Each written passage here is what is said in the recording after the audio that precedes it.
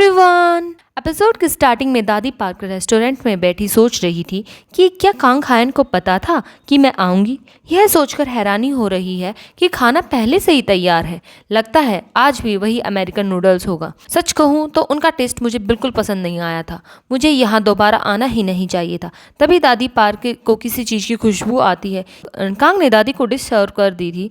Enjoy कीजिए, ये item हमारे रेस्टोरेंट के स्पेशल मेन्यू से है, दी डेली पास्ता। दादी पार्क खाने को टेस्ट करती है। ये तो स्प्रिंग ग्रीन्स का टेस्ट दे रहा है। वो तो टेस्ट करने के बाद यादों में खो जाती है। दादी पार्क और उनके हस्बैंड बैठकर बातें कर रहे थे। दादा बोलते हैं, लगता है अब की बार ज़्यादा फ्लावर्स ब्लूम हुए हैं। कितने सुंदर हैं। एक्सक्यूज मी यंग मिस, क्या आज आप फ्री हो? क्या आप मेरे साथ एक कप चाय पीना पसंद करोगी? अब फिर से स्प्रिंग आ गया है। ये डिश पहले तो मेन्यू में नहीं थी। कांग बोलता है, हाँ ये नहीं थी। दादी पार्क पूछती है, तो क्या तुमने ही मेरे लिए ही सिर्फ ये बनाई है? तुमने ये बनाने में इतनी मेहनत क्यों की? क्योंकि मैं ऐसा खाना बनाना चाहता था जो आपको पसंद आए। मैं कुछ नया बनाना चाहता था और खुद को इम्प्रूव भी। कांग सोच रहा था कि मैं हमेशा राइस केक पर तो डिपेंड नहीं रह सकता, इसलिए मैं मेरे पहले ग्राहक को सेटिस्फाई करना चाहता था बिना राइस केक की हेल्प के। कांग दादी पार्क को खाते देख रहा था। अब की बार दादी पार्क ने सारा खाना खत्म कर दिया था। दादी पार्क बिल पूछती है। कांग बोलता है, नहीं आपको बिल देने की ज़रूरत नहीं है। दादी बोलती है, ये कैसा रेस्टोरेंट है जो अपने ग्राहकों से पैसे ही नहीं लेता है? मैंने खाना खाया है तो ऑफ कोर्स मैं पैसे दूंगी। तुम अपने खाने की वैल्यू को इतना कम मत करो और इसे भी अपने मेन्यू में ऐड कर दो। मैं यहाँ फिर से आऊँगी। कांग तो ये बात सुनकर बहुत ज़्यादा खुश हो जाता है। नेक्स्ट सीन में कांग फॉरेस्ट में पहुँच चुका था। मैंने अपने पहले ग्राहक को सेटिस्फाई कर दिया है और अब मैंने रेस्टोरेंट को भी खोल दिया है। बस अब हील होने का समय है। अगर मैं रेगुलरली यहाँ नहीं आता हूँ तो राइस केक पूरे घर में हंगामा मचा देता है। चलो सही है, आज आराम करने का एकदम सही दिन है। तभी उनके ऊपर से कोई बीस्ट गुजरता है। ये क्या था? तभी वहाँ रैंडोल्फ आ जाता है। अरे मैं उसे लंच में खाना चाहता था। अरे कांग है, तुम बड़े दिनों बाद कैसे हो? कांग की तो हालत खराब थी। क्या ये तुम्हारी आंखें सिर्फ डेकोरेशन के लिए है? रैंडोल्फ बोलता है, ये जगह वाकई में सुंदर है। तुमने अच्छा स्पॉट चुना है। कांग पूछता है, तो क्या आज भी आप ड्यूटी पर हो? रैंडोल्फ बोलता है, नहीं आज मेरी छुट्टी है, इसीलिए मैं शिकार पर आया हूँ। शिकार का नाम सुनते ही तो राइस केक के कान खड़े हो जाते हैं। ये तो सही समय है, अब की बार मैं तुम्हें ट्रीट दूंगा। चलो साथ में शिकार करते हैं। कांग तो शिकार पर जाना नहीं चाहता था, पर उसकी कहाँ चलने वाली थी। रैंडोल्फ बोलता है, इस एरिया में अक्सर जंपिंग बर्ड्स पाए जाते हैं। कांग पूछता है, जंपिंग बर्ड्स? हाँ, वो बोलते हैं, वो देखो आगे आगे बहुत सारे पिंक बर्ड थे। ये बर्ड, इन्हें अगर पास से देखा जाए तो ये कॉटन कैंडी जैसे लग रहे हैं। मुझे इतने क्यूट एनिमल को मारते हुए बड़ा बुरा लग रहा है। रैंडोल्फ बोलता है, इनके पंख तुम्हें बहुत सॉफ्ट दिख रहे होंगे, पर सच तो ये है, ये शॉर्ट हेयर्ड स्पीसीज है। ये बिल्कुल भी ऐसे नहीं है जैसे तुम्हें दिख रहे हो। दो बर्ड्स एक जगह के ऊपर लड़ाई कर रहे थे। कांग सोच रहा था कि ये मुझे इन्हें पकड़ने के लिए बोल रहे हैं। अब तो ये एक दूसरे के साथ लड़ाई करके थक जाएंगे। तुम मुझे पीछे से असिस्ट करना। कांग तो हड़बड़ा जाता है। रैंडोल्फ ने मुझे तीर चलाना तो सिखाया है, पर अगर मैं इतनी जल्दी सीख गया होता तो मैं बहुत पहले ही एक खिलाड़ी बन जाता। शांत रहो, मैं हमेशा पीछे नहीं रह सकता।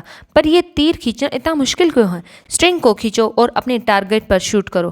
कांग का तीर कमान से निकलकर सीधा राइस केक के पास लैंड करता है। राइस केक तो शौक खड़ा था। कांग तो माफ़ी मांगने लगता है। शाम होने के साथ साथ उनका मीट भी बनकर तैयार होने ही वाला था। रैंडोल्फ बोलता है, पर तुम्हारा हाथ ऐसे क्यों काँप रहा है कि जैसे कल ही नहीं होगा? कांग बोलता है, मैं इतना तो सह ही सकता हूँ। इससे भी महत्वपूर्ण बात यह है कि रैंडोल्फ बोलता है, क्या? कांग सोच रहा था कि क्या इसे भोजन भी कहा जा सकता है? ये मीट तो बहुत ज़्यादा स्मेल कर रहा है। थोड़ी देर बाद उसे मीट पकाकर कांग को दे देता है। पर तुम्हारा वुल्फ कहाँ चला गया? क्या कहीं घूमने गया है? कांग सोच रहा था कि वो तो भाग गया है। कांग मीट को टेस्ट करता है। क्या ये पॉसिबल है कि जिसकी टेस्ट करने की क्षमता चली गई हो उसे टेस्ट आ रहा हो? रैंडोल्फ बोलता है, मेरी कुकिंग स्किल इतनी इम्प्रेस करने वाली तो नहीं है, पर फिर भी ये टाइम है मेरी स्किल्स का शो ऑफ करने का। कांग बोलता है, रुको। पर वो सोचने लगता है कि मुझे इसका स्वाद तो नहीं आ रहा और मैं इससे खाना कैसे बना पाऊंगा। अरे अभी भी मैं ऐसी बातों की चिंता कर रहा हूँ, पर मैंने अभी अभी खुद को साबित कर दिया है कि मुझ में यह करने का कौशल है। कांग बोलता है, मैंने तुम्हें पहले भी बताया था कि मैं एक शेफ़ हूँ। उस मीट से मुझे तुम्हारे लिए कुछ बनाने दो। सबसे पहले तो इसकी स्मेल को हटाने के लिए जितना हो सकता है उतना ब्लड को ड्रेन करना होगा।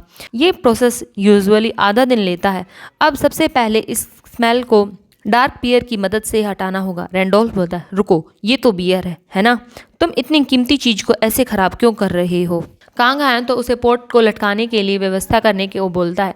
रैंडोल्फ तो काम करने लगता है। कांग बोलता है, अच्छा होता अगर हमारे पास लॉरेल लीव्स हो और हर्ब्स होते तो। पोर्ट में इक्वल मात्रा में पानी और बियर को भरो, फिर उसमें प्याज, पीपर, शुगर और सॉल्ट को मिलाओ, फिर उसे 1 घंटे तक पकने के लिए छोड़ दो। ये तैयार हो गया है। इतने में ही राइस केक भी वहाँ आ जाता है।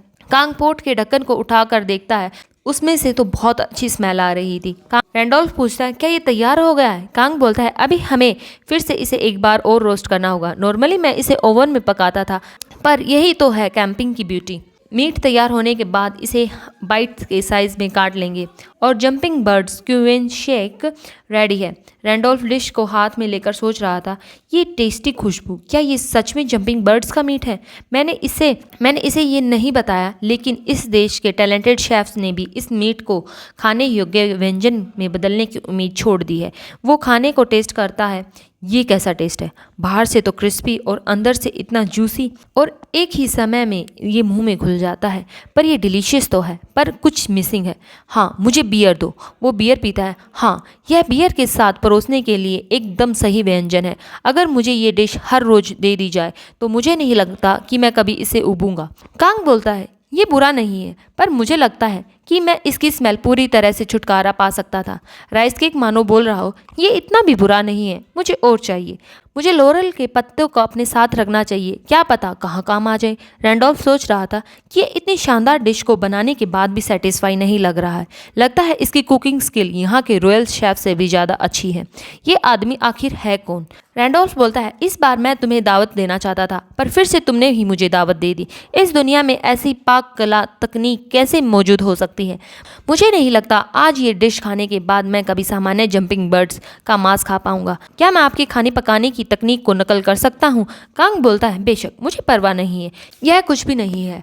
रैंडोल्फ बोलता है, मैं कुछ शेफ्स को जानता हूँ, इसीलिए मुझे आपके कौशल का महत्व पता है। आपकी डिश लाजवाब है, कृपया स्वयं को कम मत समझिए।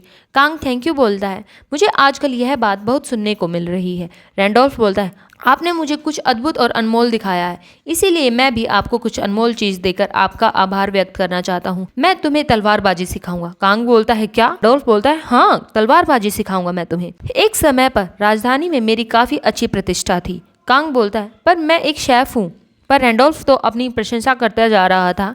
बहुत से लोग मुझसे तलवारबाजी सीखना चाहते थे। कांग बोलता है, फिर तुम उन्हें क्यों नहीं सिखा देते? रैंडोल्फ बोलता है, मुझे उनमें से कोई भी पसंद नहीं है, इसीलिए आप ज़्यादा दबाव महसूस ना करें। जब भी हमारे रास्ते आपस में टकराएंगे और हम फिर से मिलेंगे, तब मैं तुम्हें तलवारबाजी सिखाऊंगा। आप मेरे लिए कुछ बियर और एक साइड डिश का इंतजाम कर देना। कांग सोच रहा था, इस आदमी की मंशा बिल्कुल स्पष्ट दिख रही है। शायद इसे हर बार एक तरफा भोजन मिलने पर शर्म आती होगी। मुझे इनके साथ अपना ज्ञान और बियर को साझा करने में कोई दिक्कत नहीं है। खैर, इससे मेरी आर्म्स मजबूत हो जाएंगी, जिससे मैं भारी कढ़ाई को भी ढंग से पकड़ कर इस्तेमाल कर पाऊंगा। आज आसमान बेहद खूबसूरत है। उस समय कांग हायन अपने डिसीजन के कंसिक्वेंसेस को नहीं जानता था। नेक्स्ट सीन गांव से होता है। कांग सोच रहा था कि 1 हफ्ता हो गया है रेस्टोरेंट को खुले। पिछले कई दिनों से गांव के सारे लोग आए, पर कुछ ही दिनों के लिए। मैंने पहले ही अनुमान लगा लिया था कि यहाँ कोई कस्टमर नहीं आएंगे। यहाँ तक कि राइस केक भी अब बोर होकर टीवी देख रहा है। पर तुम देख क्या रहे हो? ये तो यूनिस, ये नाम तो मैंने कहीं सुना सुना सा लग रहा है। कांग हायन का दोस्त बोलता है, तो कैसा रहा? क्या यह काम संभव है? लड़कियां बोलती हैं, यह बहुत थका देने वाला काम है। क्या आपको नहीं लगता कि हमारी स्किन को सनबर्न हो गया है? मैनेजर बोलता है, ठीक है, ये कितना थका देने वाला काम है। तो किसी भी शांत ऑफिस में काम करना चाहता था। अब और कोई काम नहीं है, मुझे अब कांग हायन के पास जाना चाहिए। मैनेजर कांग को फ़ोन कर बोलता है, क्या तुम ठीक हो? जिंदा तो हो? क्या मैं वहाँ खाने आ जाऊँ? क्या तुम्हारे रेस्टोरेंट पर कोई कस्टमर भी है? मैं कहीं और क्यों जाऊं जब मेरा दोस्त शेफ हो? शेफ का नाम सुनते ही लड़कियों के कान खड़े हो जाते हैं। लड़कियां तो खिचड़ी पकाने लगती हैं। तो ठीक है, मैं इन्हें तुम्हारी देखरेख में छोड़ रहा हूँ। हाँ ठीक है, चिंता मत कीजिए। और तुम लड़कियां अच्छे से रहना। गर्ल्स तो ओबीडियंटली उनकी सारी बातें में हामी भरने लगती हैं। तो ठीक है, कल मिलते हैं। तो ठीक है, हम भी घर चलते हैं। गर्ल्स तो उसे मैनेजर का पीछा करने के लिए बोलती हैं। नहीं, मैं ऐसा नहीं कर सकता। गर्ल्स बोलती हैं, क्या तुम्हें पता है परमिशन लेने से आसान माफ़ी मांगना होता है। कांग तो सफाई कर रहा था, वो ऐसा कैसे कर सकता है? एंड टाइम पर वो कैसे आ सकता है यहाँ पर? मैंने तो कुछ तैयारी भी नहीं की है। क्या हो अगर मैं बिजी हूँ? पर मैं बिजी तो नहीं हूँ। वो आने वाला है, मुझे उसके लिए कुछ तैयारी करनी चाहिए। तभी दरवाजे को तोड़ मैनेजर आ धमकता है। रोड पर सिर्फ 2 कार थी। तुम्हें क्या लगा कि मैं तुम्हें नोटिस नहीं कर पाऊंगा? कांग तो शौक हो जाता है कि ये क्या हो रहा है। पीछे तो गर्ल्स आकर अपने आप को इंट्रोड्यूस करती है। हेलो, हम यूनेज हैं। So thank you guys for watching my video and bye bye. See you in next episode.